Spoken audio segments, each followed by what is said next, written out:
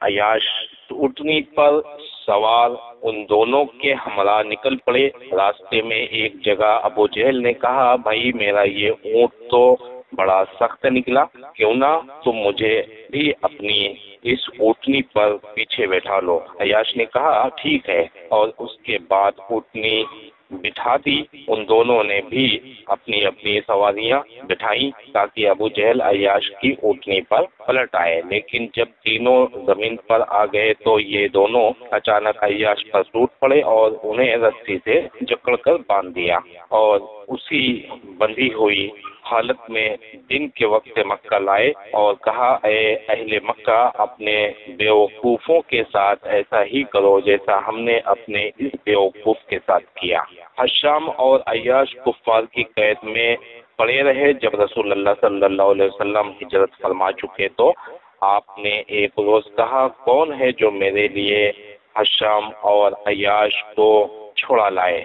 ولید نے کہا، میں آپ کے لیے ان کو لانے کا ذمہ دار ہوں۔ پھر ولید خفیہ طور پر مکہ گئے اور ایک عورت جو ان دونوں کے پاس کھانا لے جا رہی تھی کہ پیچھے پیچھے جا کر ان کا ٹھکانہ معلوم کیا۔ یہ دونوں ایک بغیر چھت کے مکان میں قید تھے۔ رات ہوئی تو حضرت ولید دیوار پھلانگ کر ان دونوں کے پاس پہنچے اور بیڑیاں کاٹ کر اپنے اونٹ پر بٹھایا اور مدینہ بھاگ آئے۔ ابن حشام جلد 1 صفحہ 474 سے 476 تک۔ اور حضرت عمر رضی اللہ عنہ نے 20 صحابہ کی ایک جماعت کے ساتھ ہجرت کی تھی۔ صحیح بخاری جلد 1 صفحہ 558۔ آدمی نے ہجرت کا علم ہو جانے کی صورت میں ان کے ساتھ مشرکین جو سلوک کرتے تھے اس کے یہ 3 نمونے ہیں، لیکن ان سب کے باوجود لوگ آگے پیچھے پیدل پہ نکلتے ہی رہے۔ چنانچہ بیعت عقبہ کبریٰ کے صرف 2 ماہ چند دن بعد مکہ میں رسول اللہ صلی اللہ علیہ وسلم، حضرت ابو بکر رضی اللہ عنہ، حضرت علی رضی اللہ عنہ کے علاوہ ایک بھی مسلمان باقی نہ رہا۔ یہ دونوں حضرات رسول اللہ صلی اللہ علیہ وسلم کے حسب ارشاد رکے ہوئے تھے، البتہ کچھ ایسے مسلمان ضرور رہ گئے تھے جنہیں مشرکین نے زبردستی روک رکھا تھا۔ نبی کریم صلی اللہ علیہ وسلم بھی اپنا ساز و سامان تیار کر کے روانگی کے لیے حکم خداوندی کا انتظار کر رہے تھے۔ حضرت ابو بکر رضی اللہ عنہ کا رخت سفر بھی بندھا ہوا تھا۔ دیکھیے زاد المعاد جلد 2 صفحہ 52۔ صحیح بخاری میں حضرت عائشہ رضی اللہ عنہا سے مروی ہے کہ نبی کریم صلی اللہ علیہ وسلم نے مسلمانوں سے فرمایا، مجھے تمہارا مقام ہجرت دکھلایا گیا ہے۔ یہ لادے کی 2 پہاڑیوں کے درمیان واقع ایک نخلستانی علاقہ ہے۔ اس کے بعد لوگوں نے مدینے کی جانب ہجرت کی۔ عام مہاجرین حبشہ بھی مدینہ آ گئے۔ حضرت ابو بکر رضی اللہ عنہ نے بھی سفر مدینہ کے لیے ساز و سامان تیار کر لیا، لیکن نبی کریم صلی اللہ علیہ وسلم نے ان سے فرمایا، ذرا رکے رہو کیونکہ توقع ہے مجھے بھی اجازت دے دی جائے گی۔ ابو بکر رضی اللہ عنہ نے کہا، میرے باپ آپ پر فدا، کیا آپ کو اس کی امید ہے؟ آپ صلی اللہ علیہ وسلم نے فرمایا ہاں۔ اس کے بعد ابو بکر رضی اللہ عنہ رکے رہے تاکہ رسول اللہ صلی اللہ علیہ وسلم کے ساتھ سفر کریں۔ ان کے پاس 2 اونٹنیاں تھیں، انہیں بھی 4 ماہ تک قبول کے پتوں کا خوب چارہ کھلایا، یعنی اچھی طرح تیار کر لیا تھا انہوں نے۔ صحیح بخاری باب ہجرت النبی صلی اللہ علیہ وسلم و صحابہ جلد 1 صفحہ 553۔ اب آئیے دیکھتے ہیں قریش کی پارلیمنٹ دارالندوہ میں جب مشرکین نے دیکھا کہ صحابہ کرام رضی اللہ عنہم اجمعین تیار ہو کر نکل گئے اور بال بچوں اور مال و دولت کو لاد پھاند کر اوس و خزرج کے علاقے میں جا پہنچے تو ان میں بڑا کوہرام مچا، غم و علم کے لاوے پھوٹ پڑے اور انہیں ایسا رنج و قلق ہوا کہ اس سے کبھی سابقہ نہ پڑا تھا۔ اب ان کے سامنے ایک ایسا عظیم اور حقیقی خطرہ مجسم ہو چکا تھا جو ان کی بت پرستانہ اور اقتصادی اجتماعیت کے لیے چیلنج تھا۔ مشرکین کو معلوم تھا کہ محمد کے اندر کمال قیادت و رہنمائی کے ساتھ ساتھ کس قدر انتہائی درجہ قوت تاثیر موجود ہے، اور آپ صلی اللہ علیہ وسلم کے صحابہ میں کیسی عظیمت و استقامت اور کیسا جذبہ فداکاری پایا جاتا ہے، پھر اوس و خزرج کے قبائل میں کس قدر قوت و قدرت اور جنگی صلاحیت ہے، اور ان دونوں قبائل کے اقلا میں صلح و صفائی کے کیسے جذبات ہیں، اور وہ کئی برس تک خانہ جنگی کی تلخیاں چکھنے کے بعد اب باہمی رنج و عداوت کو ختم کرنے پر کس قدر انہیں اس کا بھی احساس تھا کہ یمن سے شام تک بحر احمر کے ساحل سے ان کی جو تجارتی شاہراہ گزرتی ہے، اس شاہراہ کے اعتبار سے مدینہ فوجی اہمیت کے کس قدر حساس اور نازک مقام پر واقع ہے۔ حالانکہ ملک شام سے صرف مکہ والوں کی سالانہ تجارت 2.5 لاکھ دینار سونے کے تناسب سے ہوا کرتی تھی، اہل طائف وغیرہ کی تجارت اس کے علاوہ تھی، اور معلوم ہے کہ اس تجارت کا سارا دار و مدار اس پر تھا۔ یہ راستہ پرامن رہے۔ ان تفصیلات سے بخوبی اندازہ ہو سکتا ہے کہ یثرب میں اسلامی دعوت کی جڑ پکڑنے اور اہل مکہ کے خلاف اہل یثرب کے صف آرا ہونے کی صورت میں مکہ والوں کے لیے کتنے خطرات تھے، چونکہ مشرکین کو اس گمبھیر خطرے کا پورا احساس تھا جو ان کے وجود کے لیے چیلنج بن رہا تھا۔ اس لیے انہوں نے اس خطرے کا کامیاب ترین علاج سوچنا شروع کیا، اور معلوم ہے کہ اس خطرے کی اصل بنیاد دعوت اسلام کے علم بردار حضرت محمد صلی اللہ علیہ وسلم ہی تھے۔ مشرکین نے اس مقصد کے لیے بیعت عقبہ کبریٰ کے تقریباً 2.5 مہینے بعد 26 صفر سن 14 نبوت بمطابق 12 ستمبر سن 622 یوم جمعرات کی تفصیلات دیکھ لیتے ہیں کیا ہے اس میں۔ یہ تاریخ علامہ منصور پوری کی درج کردہ تحقیقات کی روشنی میں متعین کی گئی ہے۔ رحمت للعالمین، جلد 1 صفحہ 95 سے 97، 102 اور جلد 2 صفحہ 471۔ دن جمعرات کو دن کے پہلے پہر اس اجتماع کے منعقد ہونے کی دلیل ابن اسحاق کی وہ روایت ہے جس میں بیان کیا گیا ہے کہ حضرت جبرائیل علیہ السلام نبی کریم صلی اللہ علیہ وسلم کی خدمت میں اس اجتماع کی خبر لے کر آئے اور آپ کو ہجرت کی اجازت دی۔ اس کے ساتھ صحیح بخاری میں مروی حضرت عائشہ رضی اللہ عنہا کی اس روایت کو ملا لیجئے کہ نبی کریم صلی اللہ علیہ وسلم نے ٹھیک دوپہر کے وقت حضرت ابو بکر رضی اللہ عنہ کے پاس تشریف لائے اور فرمایا کہ مجھے روانگی کی اجازت دے دی گئی ہے۔ روایت بتفصیل آگے آ رہی ہے۔ تو میں بیان کر رہا تھا کہ تقریباً 2.5 مہینے بعد 26 صفر 14 نبوت بمطابق 12 ستمبر سن 622 عیسوی یوم جمعرات کو دن کے پہلے پہر مکے کے پارلیمنٹ دارالندوہ میں تاریخ کا سب سے خطرناک اجتماع منعقد کیا، اور اس میں قریش کے تمام قبائل کے نمائندوں نے شرکت کی۔ موضوع بحث ایک ایسے قطعی پلان کی تیاری تھی جس کے مطابق اسلامی دعوت کے علم بردار کا قصہ باعجلت تمام پاک کر دیا جائے اور اس دعوت کی روشنی کلی طور پر مٹا دی جائے۔ اس خطرناک اجتماع میں نمائندگان قبائل قریش کے نمایاں چہرے یہ تھے: ابو جہل ابن ہشام، جبیر بن مطعم، طیمہ بن عدی اور حارث بن عامر، شیبہ بن ربیعہ، عتبہ بن ربیعہ اور ابو سفیان بن حرب، نضر بن حارث، ابو البختری بن ہشام، زما بن اسود اور حکیم بن حزام، نبیہ بن حجاج اور منبع بن حجاج، امیہ بن خلف۔ ان کی قبائل بتانے کی ضرورت نہیں ہے۔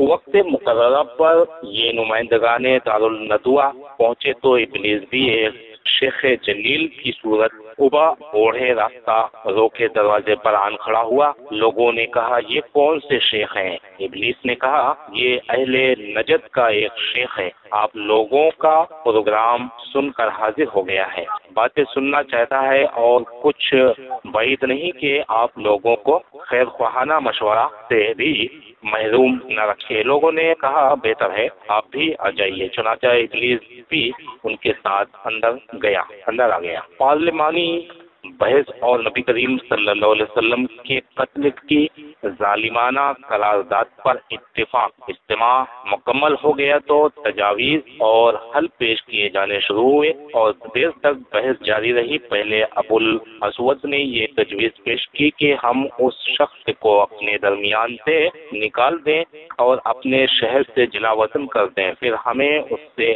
کوئی واسطہ نہیں کہ وہ کہاں جاتا اور کہاں رہتا، بس ہمارا معاملہ ٹھیک ہو جائے گا اور ہمارے درمیان پہلے جیسی یگانت ہو جائے گی۔ مگر شیخ نجد نے کہا نہیں، خدا کی قسم یہ مناسب رائے نہیں ہے، تم دیکھتے نہیں کہ اس شخص کی بات کتنی عمدہ اور بول کتنے میٹھے ہیں اور جو کچھ لاتا ہے اس کے ذریعے کس طرح لوگوں کا دل جیت لیتا ہے۔ خدا کی قسم اگر تم نے ایسا کیا تو کچھ اطمینان نہیں کہ وہ عرب کے کسی قبیلے میں نازل ہو اور انہیں اپنا پیرو بنا لینے کے بعد تم پر یورش کر دے اور تمہیں تمہارے شہر کے اندر رون کر تم سے جیسا سلوک چاہے کرے، اس کے بجائے کوئی اور تجویز سوچو۔ کون کہتا ہے یہ؟ ابلیس۔ ابو البختری نے کہا اسے لوہے کی بیڑیوں میں جکڑ کر قید کر دو اور باہر سے دروازہ بند کر دو، پھر اسی انجام یعنی موت کا انتظار کرو جو اس سے پہلے دوسرے شاعروں مثلا زہیر اور نابغہ وغیرہ کا ہو چکا ہے۔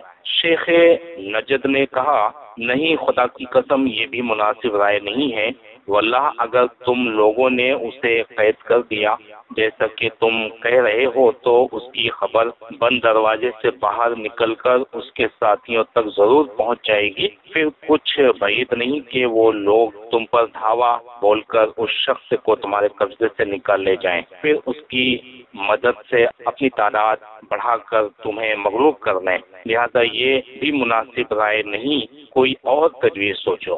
ابلیس کہتا ہے کوئی اور تجویز سوچو۔ یہ دونوں تجاویز پارلیمنٹ رد کر چکی تو ایک تیسری مجرمانہ تجویز پیش کی گئی جس سے تمام ممبران نے اتفاق کیا۔ اسے پیش کرنے والا مکے کا سب سے بڑا مجرم ابو جہل تھا۔ اس نے کہا اس شخص کے بارے میں میری ایک رائے ہے، میں دیکھتا ہوں کہ اب تک تم لوگ اس پر نہیں پہنچے۔ لوگوں نے کہا ابو الحکم وہ کیا ہے؟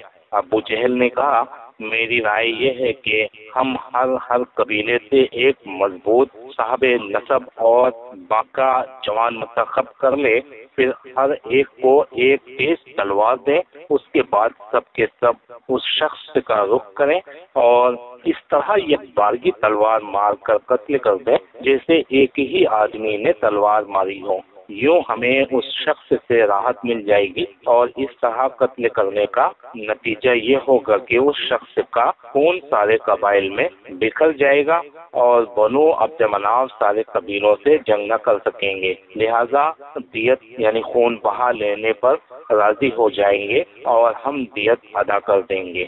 دیکھیے ابن ہشام جلد 1 صفحہ 480 سے 482 تک۔ شیخ نجد نے یعنی ابلیس نے کہا بات یہ رہی جو اس جوان نے کہی، اگر کوئی تجویز اور رائے ہو سکتی ہے تو یہی ہے، دیگر ہے۔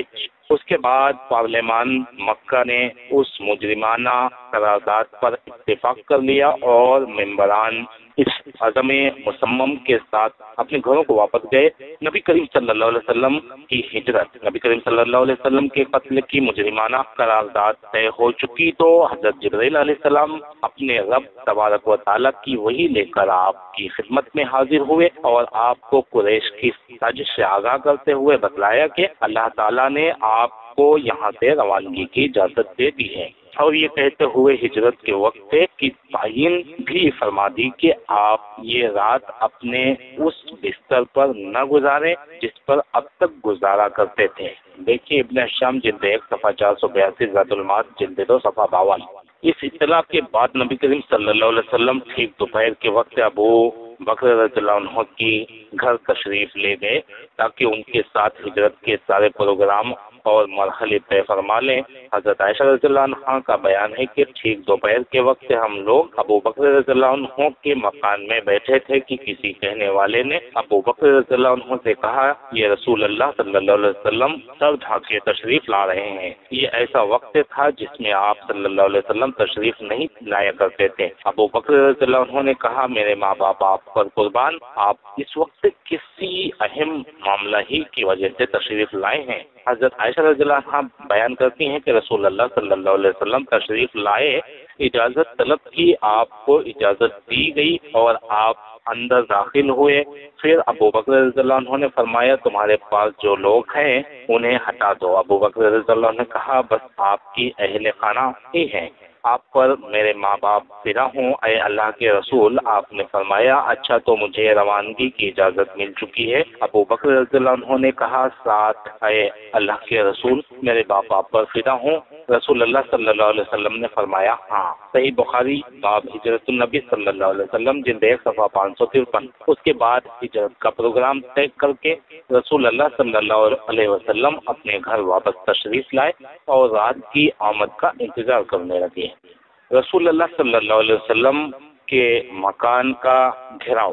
ادھر قریش کے اکابر مجرمین نے اپنا سارا دن مکے کی پارلیمان دارالندوہ کی پہلے پہر کی طے کردہ قرارداد کے نفاذ کی تیاری میں گزارا اور اس مقصد کے لیے ان اکابر مجرمین میں سے 11 سردار منتخب کیے گئے، جن کے نام یہ ہیں: نمبر 1 ابو جہل بن ہشام، 2 حکم بن عاص، 3 عقبہ بن ابی معیط، 4 نضر بن حارث، 5 امیہ بن خلف، 6 زما بن الاسود، 7 طعیمہ بن عدی، 8 ابو لہب، 9 ابی بن خلف، 10 نبی بن الحجاج، 11 اور اس کا بھائی منبع بن الحاج۔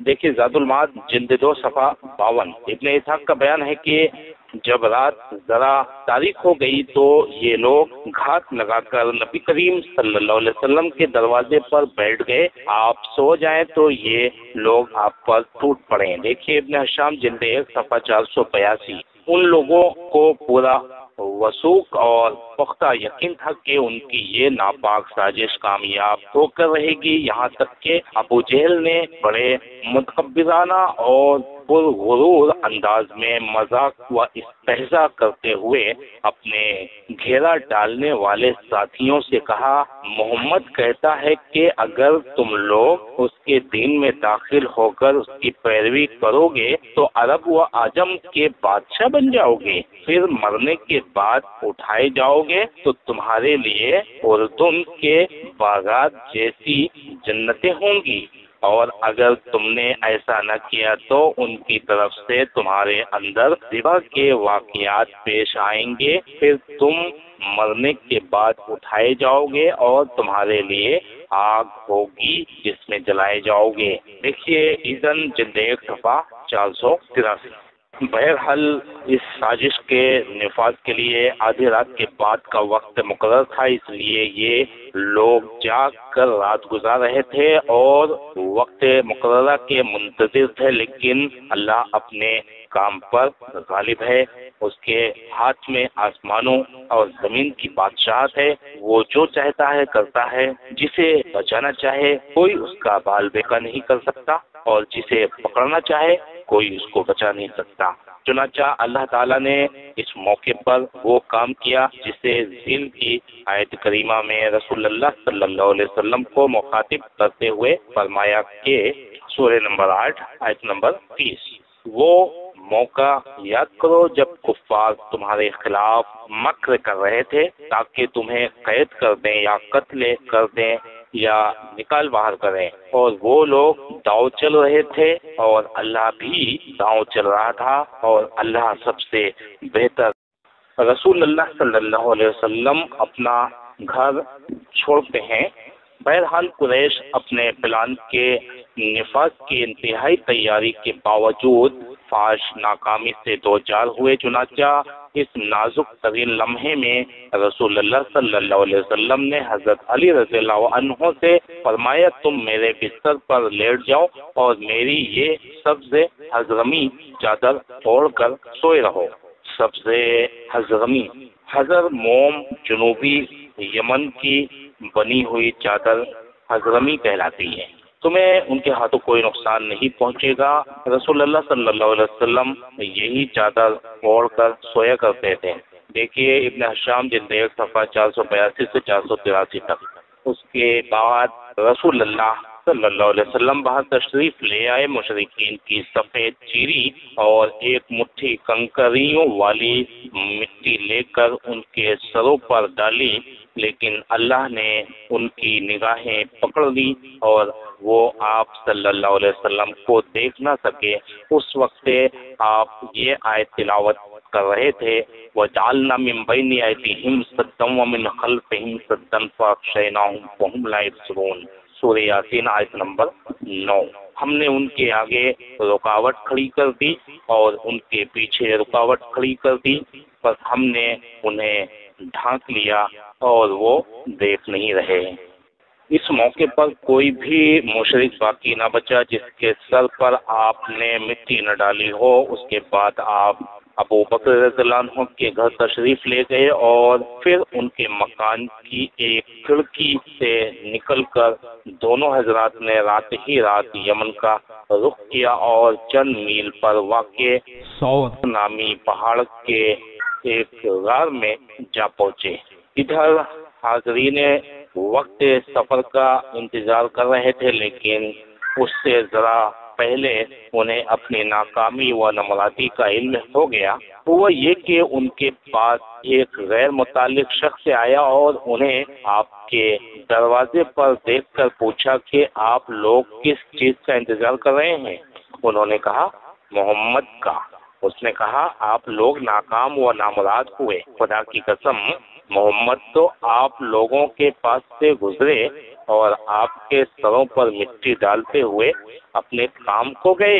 انہوں نے کہا باخدا ہم نے تو انہیں نہیں دیکھا، اور اس کے بعد اپنے سروں سے مٹی جھاڑتے ہوئے اٹھ پڑے، لیکن پھر دروازے سے جھانک کر دیکھا تو حضرت علی رضی اللہ عنہ نظر آئے۔ کہنے لگے خدا کی قسم یہ محمد سوئے پڑے ہیں، ان کے اوپر ان کی چادر موجود ہے۔ چنانچہ یہ لوگ صبح تک وہیں ڈٹے رہے۔ ادھر صبح ہوئی اور حضرت علی رضی اللہ عنہ بستر سے اٹھے تو مشرکین کے ہاتھوں کے طوطے اڑ گئے۔ انہوں نے حضرت علی رضی اللہ عنہ سے پوچھا کہ رسول اللہ صلی اللہ علیہ وسلم کہاں ہیں؟ حضرت علی رضی اللہ عنہ نے کہا مجھے معلوم نہیں۔ دیکھیے ایزن گھر سے غار تک رسول اللہ صلی اللہ علیہ وسلم 27 صفر سن 14 نبوت بمطابق 12 یا 13 سپتمبر سن 622 عیسوی رحمت للعالمین جلد 1 صفحہ 95 سفر کا یہ مہینہ 14ویں سن نبوت کا اس وقت ہوگا جب سن کا آغاز محرم کے مہینے سے مانا جائے، اور اگر سن کی ابتدا اسی مہینے سے کریں جس میں آپ صلی اللہ علیہ وسلم کو نبوت سے مشرف کیا گیا تھا، تو سفر کا یہ مہینہ قطعی طور پر 13ویں سن نبوت کا ہوگا۔ عام اہل خیر نے کہیں پہلا حساب اختیار کیا ہے اور کہیں دوسرا، جس کی وجہ سے وہ واقعات کی ترتیب میں خط اور غلطی میں پڑ گئے ہیں۔ ہم نے سن کا آغاز محرم سے مانا ہے۔ غرض یہ کہ محرم سے اگر ہجری کی ابتدا ہوئی ہے محرم کے مہینے سے تو سن 14 نبوت صحیح ہے، اور اگر سن ہجری کی ابتدا نبوت سے ہوئی ہے تو پھر 13 نبوت کو ہجرت مانی جائے گی، سن 13 نبوت، لیکن یہ زیادہ بہتر ہے سن 14 نبوت۔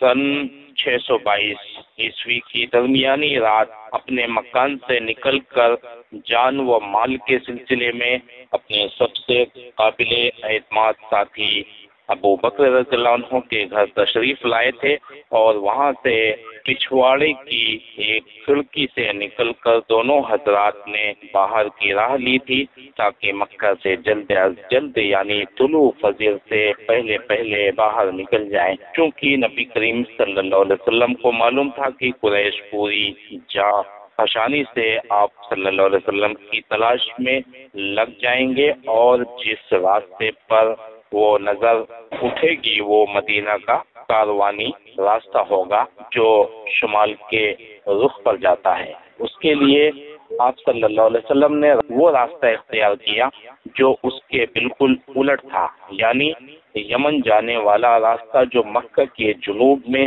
واقع ہے۔ آپ صلی اللہ علیہ وسلم نے اس راستے پر کوئی 5 میل کا فاصلہ طے کیا اور اس پہاڑ کے دامن میں جا پہنچے جو سور کے نام سے معروف ہے۔ یہ نہایت بلند پرپیچ اور مشکل چڑھائی والا پہاڑ ہے۔ یہاں پتھر بھی بکثرت ہیں جن سے رسول اللہ صلی اللہ علیہ وسلم کی دونوں پاؤں زخمی ہو گئے، اور کہا جاتا ہے کہ آپ نشان قدم چھپانے کے لیے پنجوں کے بل چل رہے تھے، اس لیے آپ کے پاؤں زخمی ہو گئے۔ بہرحال وجہ جو بھی رہی ہو، حضرت ابو بکر رضی اللہ عنہ نے پہاڑ کے دامن میں پہنچ کر آپ کو اٹھا لیا اور دوڑتے ہوئے پہاڑ کی چوٹی پر ایک غار کے پاس جا پہنچے جو تاریخ میں غار ثور کے نام سے معروف ہے۔ دیکھیے رحمت للعالمین جلد 1 صفحہ 95 مختصر سیرت الشیخ عبداللہ صفحہ 167۔ غار کے پاس پہنچ کر ابو بکر رضی اللہ عنہ نے کہا، خدا کے لیے ابھی آپ اس میں داخل نہ ہوں، پہلے میں داخل ہو کر دیکھ لیتا ہوں، اگر اس میں کوئی چیز ہوئی تو آپ کے بجائے مجھے اس سے سابقہ پیش آئے گا۔ چنانچہ حضرت ابو بکر رضی اللہ عنہ اندر گئے اور غار کو صاف کیا۔ ایک جانب چند سوراخ تھے جنہیں اپنا پیبند پھاڑ کر بند کیا، لیکن 2 سوراخ باقی بچ رہے۔ حضرت ابو بکر نے دونوں میں اپنے پاؤں ڈال دیے، پھر رسول اللہ صلی اللہ علیہ وسلم سے عرض کی کہ اندر تشریف لائیں۔ آپ صلی اللہ علیہ وسلم اندر تشریف لے گئے۔ حضرت ابو بکر رضی اللہ عنہ کی آغوش میں سر رکھ کر سو گئے۔ ادھر ابو بکر رضی اللہ عنہ کے پاؤں میں کسی چیز نے ڈس لیا، مگر اس ڈر سے ہلے بھی نہیں کہ رسول اللہ صلی اللہ علیہ وسلم جاگ نہ جائے، لیکن ان کے آنسو رسول اللہ کے چہرے پر ٹپک گئے اور آپ کی آنکھ کھل گئی۔ آپ صلی اللہ علیہ وسلم نے فرمایا، ابو بکر تمہیں کیا ہوا؟ عرض ہے کہ میرے ماں باپ آپ پر قربان، مجھے کسی چیز نے ڈس لیا ہے۔ رسول اللہ صلی اللہ علیہ وسلم نے اس پر لعاب دہن لگا دیا اور تکلیف جاتی رہی۔ یہ بات حضرت عمر بن خطاب رضی اللہ عنہ سے روایت کی ہے۔ اس روایت میں یہ بھی ہے کہ پھر یہ زہر پھوٹ پڑا، یعنی موت کے وقت اس کا اثر پلٹ آیا اور یہی موت کا سبب بنا۔ دیکھیے مشکات جلد 2 صفحہ 556۔ باب یہاں دونوں حضرات نے 3 راتیں یعنی جمعہ، سنیچر اور اتوار کی راتیں غار میں چھپ کر گزاری۔ فتح الباری جلد 7 صفحہ 336۔ اس دوران ابو بکر رضی اللہ عنہ کے صاحبزادے عبداللہ بھی یہی رات گزارتے تھے۔ حضرت عائشہ رضی اللہ عنہ کا بیان ہے کہ وہ گہرے سوجھ بوجھ کے مالک سخن فہم نوجوان تھے۔ شہر کی تاریکی میں ان دونوں حضرات کے پاس سے چلے جاتے اور مکہ میں قریش کے ساتھ یوں صبح کرتے گویا انہوں نے یہی رات گزاری ہے۔ پھر آپ دونوں کے خلاف سازش کی جو کوئی بات سنتے اسے اچھی طرح یاد کر لیتے اور تاریکی گہری ہو جاتی تو اس کی خبر لے کر گھر میں پہنچ جاتے۔ ادھر حضرت ابو بکر رضی اللہ عنہ کے غلام عامر بن فہیرہ بکریاں چلاتے رہتے اور جب رات کا ایک حصہ گزر جاتا تو بکریاں لے کر ان کے پاس پہنچ جاتے۔ اس طرح دونوں حضرات رات کو आसूदा होकर दूध पी लेते। फिर सुबह तड़के ही आमिर बिन फुहैरा बकरियां हाँक कर चल देते। तीनों रात उन्होंने यही किया। देखिए सही बुखारी जिल्द 1 सफ़ा 553 554।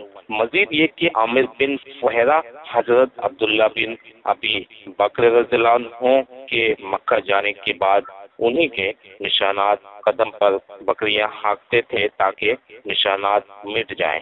देखिए इब्न हिशाम जिल्द 1 सफ़ा 486। कुरैश की तगवदौ। उधर कुरैश का ये हाल था कि जब मंसूबे कत्ल की रात गुजर गई और सुबह को यकीनी तौर पर मालूम हो गया कि रसूल अल्लाह सल्लल्लाहु अलैहि वसल्लम उनके हाथ से निकल चुके हैं तो उन पर गोया जुनून तारी हो गया। उन्होंने सबसे पहले अपना गुस्सा हजरत अली रज़ियल्लाहु अन्हु पर उतारा, आपको घसीट कर खाने काबा तक ले गए और एक घड़ी जेर हिरासत रखा कि मुमकिन है उन दोनों की खबर लग जाए। देखिए रहमतुल्लिल आलमीन जिल्द 1 सफ़ा 94। लेकिन जब हजरत अली रज़ियल्लाहु अन्हु से कुछ हासिल न हुआ तो अबू बकर रज़ियल्लाहु अन्हु के घर आए और दरवाजा खटखटाया। हजरत अस्मा बिनते अबी बकर रज़ियल्लाहु अन्हा बरामद हुई। उनसे पूछा, तुम्हारे अब्बा कहाँ हैं? उन्होंने कहा, बाखुदा मुझे नहीं मालूम कि मेरे अब्बा कहाँ हैं। उस पर कमबख्त खबीस अबू जहल ने हाथ उठाकर उनके रुखसार पर इस जोर का थप्पड़ मारा कि उनके कान की बाली गिर गई। देखिए इब्न हिशाम जिल्द 1 सफ़ा 487। उसके बाद कुरैश ने एक हंगामी इजलास करके ये तय किया कि उन दोनों को गिरफ्तार करने के लिए तमाम मुमकिना वसाइल काम में लाए जाएं। चुनाचा मक्के से निकलने वाले तमाम रास्तों पर वो किसी भी सिमत जा रहा हो, निहायत का मुसल्ला पहरा बिठा दिया गया। इसी तरह ये ऐलान आम भी किया गया कि जो कोई रसूलुल्लाह सल्लल्लाहु अलैहि वसल्लम और अबू बकर रज़ियल्लाहु अन्हु को या उनमें से किसी एक को जिंदा या मुर्दा हाजिर करेगा, उसे हर एक के बदले 100 ऊँटों का गिरा नकद इनाम दिया जाएगा। सही बुखारी जिल्द 1 सफ़ा 541। इस ऐलान के नतीजे में सवार और प्यादे और निशानाते कदम के माहिर खोजी निहायत सरगर्मी से तलाश में लग गए और पहाड़ों, वादियों और हर तरफ बिखर गए, लेकिन नतीजा और हासिल कुछ न रहा। तलाश करने वाले गार के दहाने तक भी पहुँचे, लेकिन अल्लाह अपने काम पर गालिब है। चुनाचा सही बुखारी में हजरत अनस रज़ियल्लाहु अन्हु से मरवी है कि अबू बकर रज़ियल्लाहु अन्हु ने फरमाया कि मैं नबी करीम सल्लल्लाहु अलैहि वसल्लम के साथ गार में था। सर उठाया तो क्या देखता हूँ कि लोगों के पांव नजर आ रहे हैं। मैंने कहा, ऐ अल्लाह के नबी, अगर उनमें से कोई शख्स महज अपनी निगाह नीची कर दे तो हमें देख लेगा। आपने फरमाया, अबू बकर खामोश रहो, हम दो हैं जिनका तीसरा अल्लाह है। एक रवायत के अल्फाज ये हैं, अबू बकर, ऐसे 2 आदमियों के बारे में तुम्हारा क्या ख्याल है जिनका तीसरा अल्लाह है। देखिए ईज़न जिल्द 1 सफ़ा 516 से 558 तक। यहाँ ये नुक्ता भी याद रखना चाहिए कि अबू बकर रज़ियल्लाहु अन्हु का इस्तिराब अपनी जान के खौफ से न था, बल्कि इसका वाहिद सबब वही था जो इस रवायत में बयान किया गया है कि अबू बकर रज़ियल्लाहु अन्हु ने जब कयाफा शनासों को देखा तो रसूलुल्लाह सल्लल्लाहु अलैहि वसल्लम पर आपका गम फजूतर हो गया और आपने कहा कि अगर मैं मारा गया तो मैं महज एक आदमी हूँ, लेकिन अगर आप कत्ल कर दिए गए तो पूरी उम्मत ही गारत हो जाएगी। और इसी मौके पर उनसे रसूलुल्लाह सल्लल्लाहु अलैहि वसल्लम ने फरमाया था कि गम न करो, यकीनन अल्लाह हमारे साथ है। देखिए मुख्तसर सीरतुल शेख अब्दुल्ला सफ़ा 1। हकीकत ये है कि एक मौजज़ा था जिससे अल्लाह ताला ने अपने नबी को मुशर्रफ फरमाया। चुनाचा तलाश करने वाले उस वक्त वापस पलट गए जब आपके दरमियान और उनके दरमियान चंद कदम से ज्यादा फासला बाकी न रह गया था। मदीना की राह में जब जुस्तजू की आग बुझ गई, तलाश की तग व दो रुक गई और 3 रोज की मुसलसल बेनतीजा दौड़ धूप के बाद कुरैश के जोश व जज्बात सर्द पड़ गए तो रसूल अल्लाह सल्लल्लाहु अलैहि वसल्लम और हजरत अबू बकर रज़ियल्लाहु अन्हु मदीना के लिए निकलने का अज़म फरमाया। अब्दुल्ला बिन अरीकत लैसी से जो सहराई और बियाबानी रास्तों का माहिर था, पहले ही उजरत पर मदीना पहुंचाने का मामला तय हो चुका था। ये शख्स भी कुरैश ही के दीन पर था लेकिन काबिल इत्मीनान था, इसलिए सवारियां उसके हवाले कर दी गई थी और तय हुआ था कि 3 रातें गुजर जाने के बाद वो दोनों सवारियां लेकर गारे सौर पहुंच जाएगा। चुनाचा जब दोशंबर की रात आई जो रबीउल अव्वल सन 1 हिजरी के चांद रात थी, मुताबिक 16 सितंबर सन 622 ईस्वी, तो अब्दुल्ला बिन अरीकत सवारियां लेकर आ गया और उसी मौके पर अबू बकर रज़ियल्लाहु अन्हु ने रसूलुल्लाह सल्लल्लाहु अलैहि वसल्लम की खिदमत में अफजल तरीन ऊँटनी पेश करते हुए गुजारिश की कि आप मेरी उन 2 सवारियों में से एक कबूल फरमा लें। रसूलुल्लाह सल्लल्लाहु अलैहि वसल्लम ने फरमाया कीमतन। उधर अस्मा बिन्त अबी बकर रज़ियल्लाहु अन्हा भी ज़ादे सफर लेकर आई, मगर उसमें लटकाने वाला बंधन लगाना भूल गई। जब रवानगी का वक्त आया और हजरत अस्मा ने तौशा लटकाना चाहा तो देखा कि उसमें बंधन ही नहीं है। उन्होंने अपना पटका यानी कमरबंद खोला और 2 हिस्सों में चाक करके एक में तौशा लटका दिया और दूसरा कमर में बांध लिया। इसी वजह से उनका लक़ब ज़ातुन निताक़ैन पड़ गया। सही बुखारी जिल्द 1 सफ़ा 553 से 555 तक, इब्न हिशाम जिल्द 1 सफ़ा 486। उसके बाद रसूलुल्लाह सल्लल्लाहु अलैहि वसल्लम और अबू बकर रज़ियल्लाहु अन्हु ने कुछ फरमाया। आमिर बिन फुहैरा रज़ियल्लाहु अन्हु भी साथ थे। दलील राह अब्दुल्ला बिन अरीकत ने साहिल का रास्ता इख्तियार किया। गार से रवाना होकर उसने सबसे पहले यमन के रुख पर चलाया और जुनूब की सिमत से खूब दूर तक ले गया। फिर पश्चिम की तरफ मुड़ा और साहिल समंदर का रुख किया। फिर एक ऐसे रास्ते पर पहुंचकर जिससे आम लोग वाकिफ न थे, शुमाल की तरफ मुड़ गया। ये रास्ता साहिल बहरे अहमद की करीब ही था और उस पर शाजो नादिर ही कोई चलता था।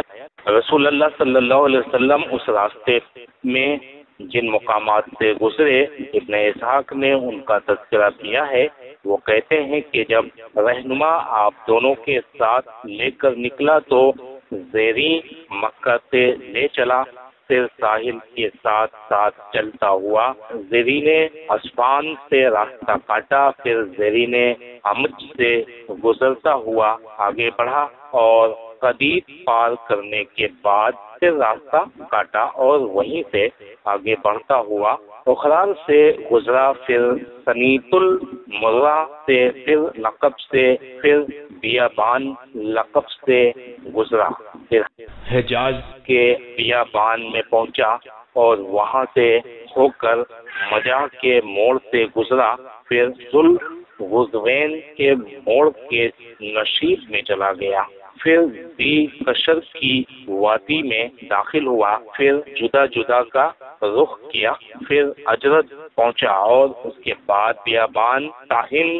के एतराफ की वादी जो सलम से गुजरा, वहां से उबाबैद और उसके बाद फाजा का रुख किया, फिर अर्ज में उतरा, फिर रुकूबा के दाहिने हाथ सैनुल आयर में जिला, यहाँ तक कि वादी रैम में उतरा और उसके बाद कुबा पहुंच गया।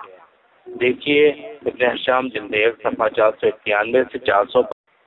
आइए अब रास्ते के चंद वाक़यात भी सुनते चले। सही बुखारी में हजरत अबू बकर रज़ियल्लाहु अन्हु से मरवी है कि उन्होंने फरमाया, हम लोग गार से निकलकर रात भर उर्दुन में दोपहर तक चलते रहे। जब ठीक दोपहर का वक्त हो गया, रास्ता खाली हो गया और कोई गुजरने वाला न रहा तो हमें एक लंबी चट्टान दिखलाई पड़ी जिसके साए पर دھوپ نہیں آتی تھی ہم وہیں اتر پڑے۔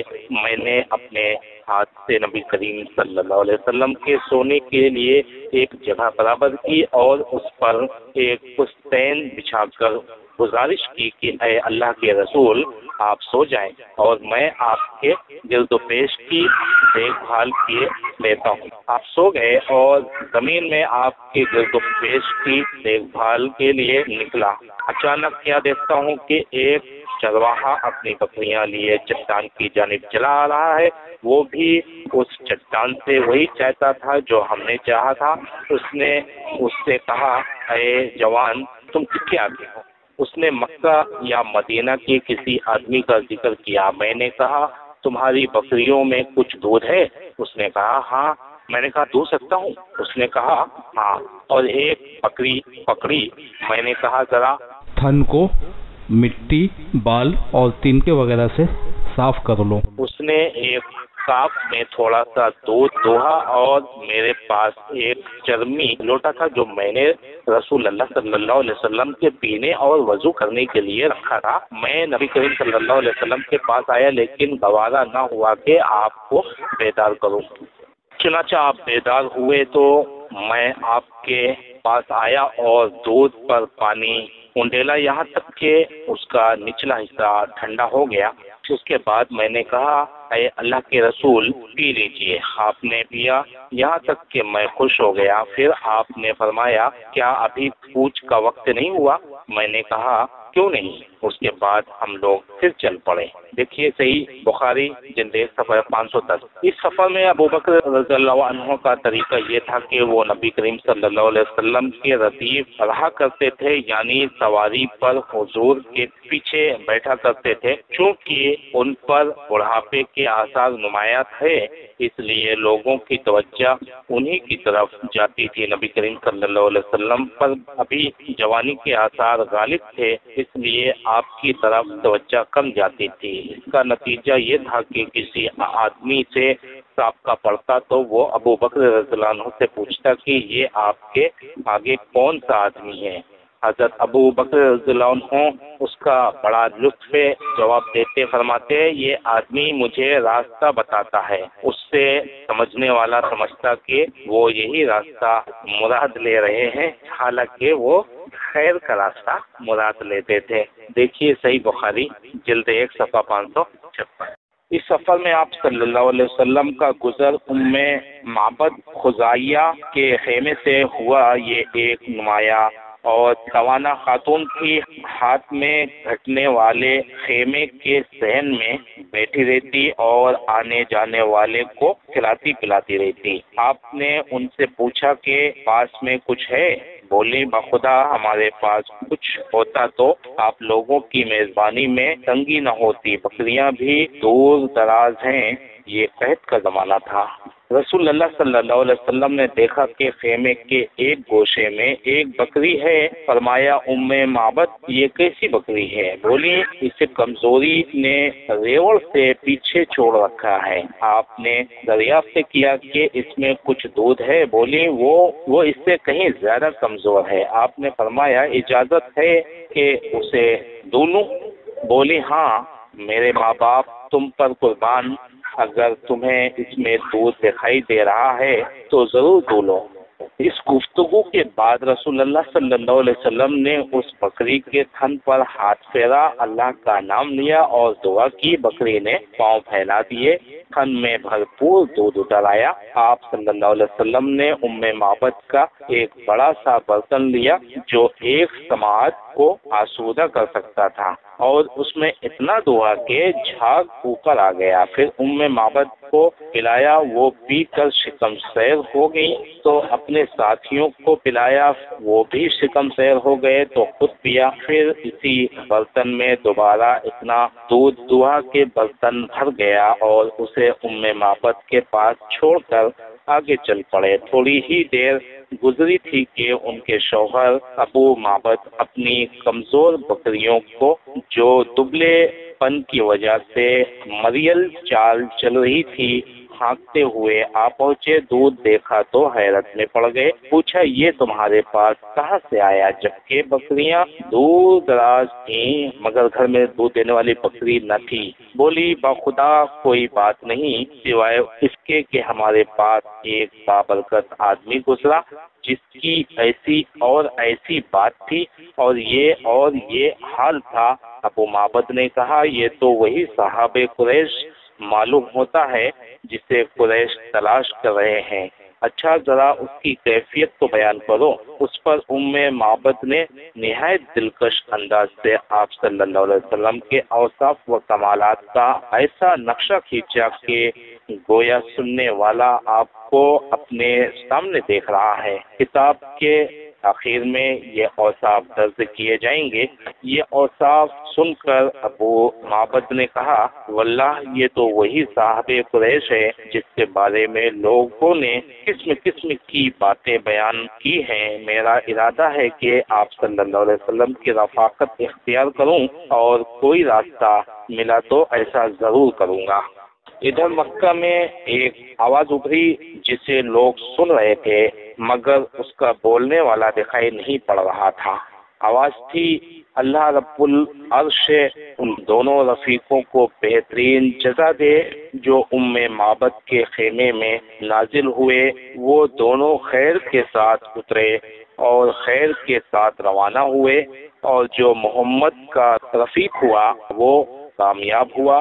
ہائے قصہ، اللہ نے اس کے ساتھ کتنے بے نظیر کارنامے اور سرداریاں تم سے سمیٹ لی۔ بنو کعب کو ان کی خاتون کی قیام گاہ اور مومنین کی نگہداشت کا پڑاؤ مبارک ہو۔ تم اپنی خاتون سے اس کی بکری اور برتن کے متعلق پوچھو، تم اگر خود بکری سے پوچھو گے تو وہ بھی شہادت دے گی۔ حضرت اسماء رضی اللہ عنہا کہتی ہیں ہمیں معلوم نہ تھا کہ رسول اللہ صلی اللہ علیہ وسلم نے کدھر کا رخ فرمایا ہے کہ ایک جن زیریں مکہ سے یہ اشعار پڑھتا ہوا آیا۔ لوگ اس کے پیچھے پیچھے چل رہے تھے، اس کی آواز سن رہے تھے لیکن خود اسے نہیں دیکھ رہے تھے، یہاں تک کہ وہ بالائی مکہ سے نکل گیا۔ وہ کہتی ہیں کہ جب ہم نے اس کی بات سنی تو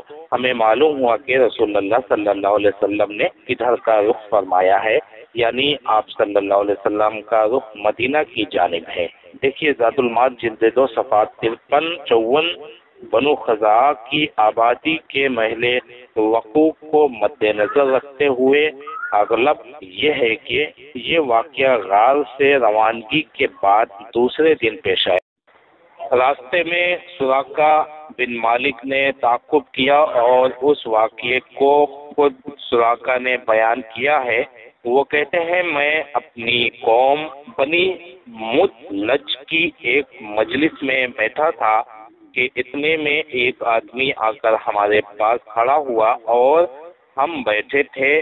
اس نے کہا اے سراقہ، میں نے ابھی ساحل کے پاس چند افراد دیکھے ہیں، میرا خیال ہے کہ یہ محمد اور ان کے ساتھی ہیں۔ سراقہ کہتے ہیں کہ میں سمجھ گیا کہ وہی لوگ ہیں، لیکن میں نے اس آدمی سے کہا کہ یہ لوگ نہیں ہیں بلکہ تم نے فلاں اور فلاں کو دیکھا ہے جو ہماری آنکھوں کے سامنے گزر گئے ہیں۔ پھر میں مجلس میں کچھ دیر تک ٹھہرا رہا، اس کے بعد اٹھ کر اندر گیا اور اپنی لونڈی کو حکم دیا کہ وہ میرا گھوڑا نکالے اور ٹیلے کے پیچھے روک کر میرا انتظار کرے۔ ادھر میں اپنا نیزہ لیا اور گھر کے پچھواڑے سے نکلا۔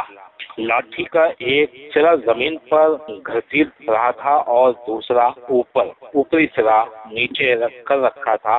اس طرح میں اپنے گھوڑے کے پاس پہنچا اور اس پر سوار ہو گیا۔ میں نے دیکھا کہ وہ حسب معمول مجھے لے کر دوڑ رہا ہے، یہاں تک کہ میں ان کے قریب آ گیا۔ اس کے بعد گھوڑا مجھ سمیت پھسلا اور میں اس سے گر گیا۔ میں نے اٹھ کر ترکش کی طرف ہاتھ بڑھایا اور پاسے کے تیر نکال کر یہ جاننا چاہا کہ میں انہیں ضرر پہنچا سکوں گا یا نہیں، تو وہ تیر نکلا جو مجھے ناپسند تھا، لیکن میں نے تیر کی نافرمانی کی اور گھوڑے پر سوار ہو گیا۔ وہ مجھے لے کر دوڑنے لگا، یہاں تک کہ جب میں رسول اللہ صلی اللہ علیہ وسلم کی قرات سن رہا تھا اور آپ التفات نہیں فرماتے تھے، جبکہ ابو بکر رضی اللہ عنہ بار بار مڑ کر دیکھ رہے تھے، تو میرے گھوڑے کے اگلے دونوں پاؤں زمین میں دھس گئے، یہاں تک کہ گھٹنوں تک جا پہنچے اور میں اس سے گر گیا۔ پھر میں نے اسے ڈانٹا تو اس نے اٹھنا چاہا، لیکن وہ اپنے پاؤں بمشکل نکال سکا۔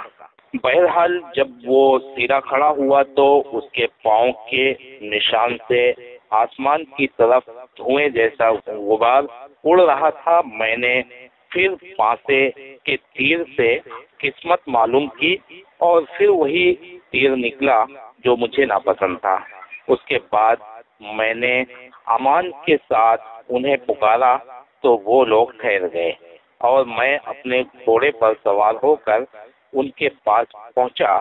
جس وقت میں ان سے روک دیا گیا تھا، اسی وقت میرے دل میں یہ بات بیٹھ گئی تھی کہ رسول اللہ صلی اللہ علیہ وسلم کا معاملہ غالب آ کر رہے گا۔ چنانچہ میں نے آپ صلی اللہ علیہ وسلم سے کہا کہ آپ کی قوم نے آپ کے بدلے دیت کا انعام رکھا ہے، اور ساتھ ہی میں نے لوگوں کے عزائم سے آپ کو آگاہ کیا اور توشہ اور ساز و سامان کی بھی پیشکش کی، مگر انہوں نے میرا کوئی سامان نہیں لیا اور نہ مجھ سے کوئی سوال کیا، صرف اتنا کہا کہ ہمارے متعلق رازداری برتنا۔